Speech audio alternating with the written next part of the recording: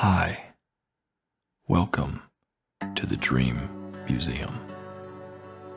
If this is your first time here, hello. If it's not, hello again. You came back, which is really nice of you. Not everyone does that. I can tell. You're a special friend. Tonight's exhibit is a sock drawer. Just a normal wooden drawer from a normal dresser from a normal house.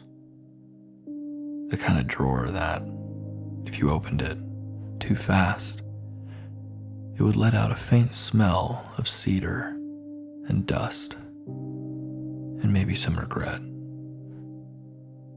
We found it at an estate sale.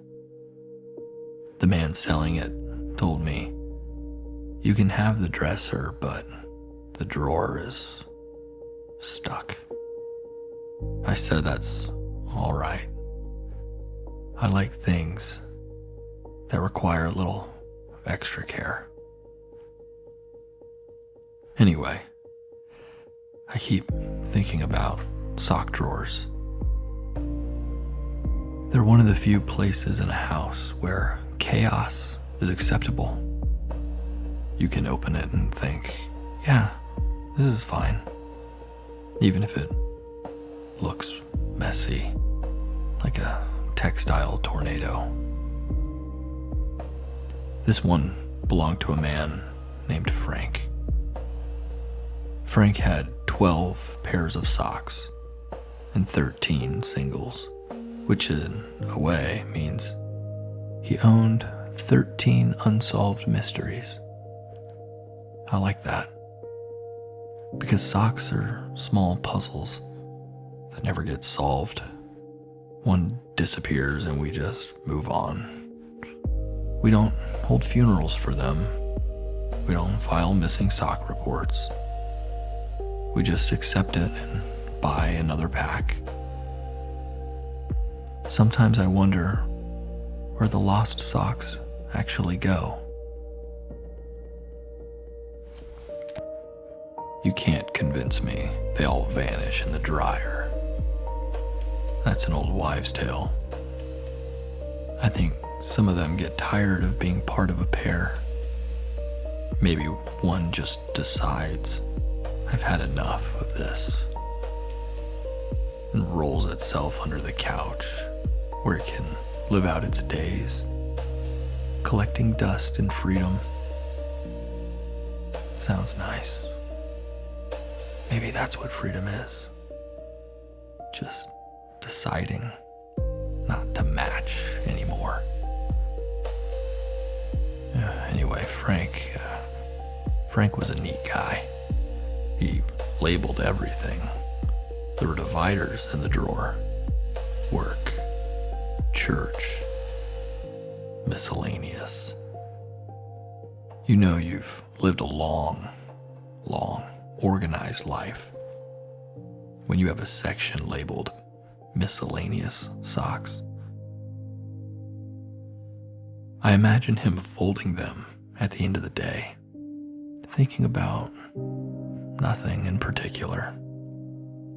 Just socks. Maybe the radio's on. Maybe it's raining.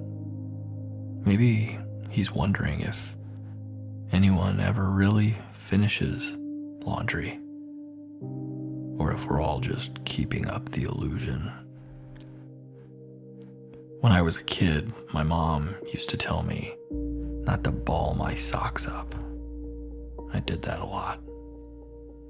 She told me it stretches the elastic. I still do it.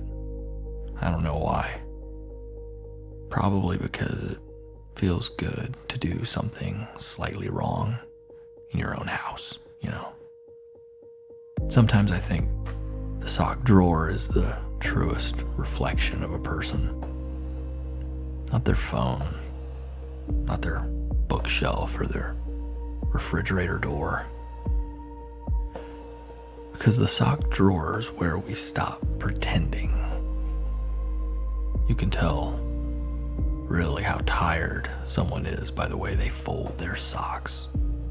If they're lined up like little soldiers, that's a person trying to control their universe. If they're all tangled together like seaweed, that's someone learning to let go. The thing about socks is they never get famous. You'll never hear about the sock that changed history, and well, maybe that's what you thought you would hear tonight. But no, socks don't change history, and certainly not a single sock. But they've seen everything. Every step we've taken, every floor we've crossed in the dark. They've been through the mud and the carpet and the heartbreak. And they get tossed in the wash. And they do it all again. And Frank's drawer is pretty quiet now. We don't open it much. Just enough to air it out every once in a while. But sometimes when it's late and the museum is empty, I swear I can smell laundry detergent. Or maybe that's just a faded memory. Hard to tell the difference sometimes. If you ever visit in person, the sock drawer is in the East Wing, between the display of keys that fit nothing and unfinished grocery lists. It fits right in there, among all the little things that used to matter every day, and now they just sit.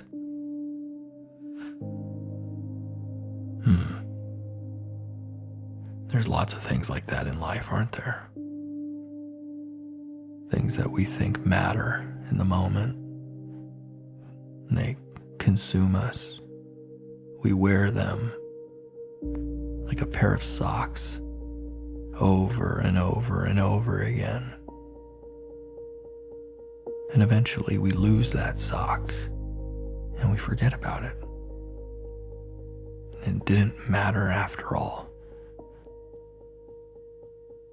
And every once in a while, it'll pop into your memory. Remember that sock you had? What happened to that thing? Who cares? It's gone. Letting go of things like that is good. Holding on to things like that. Worrying about where that sock is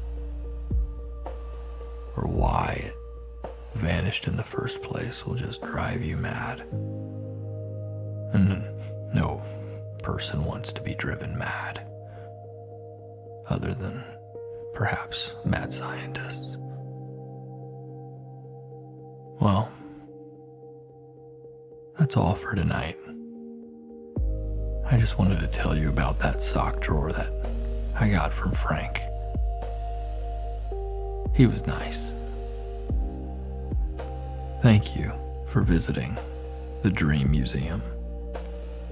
If you've got a sock drawer at home, maybe open it tomorrow.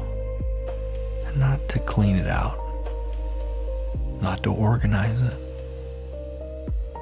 but just to look. Because even the smallest mess can tell a good story if you're quiet long enough. Good night, friend.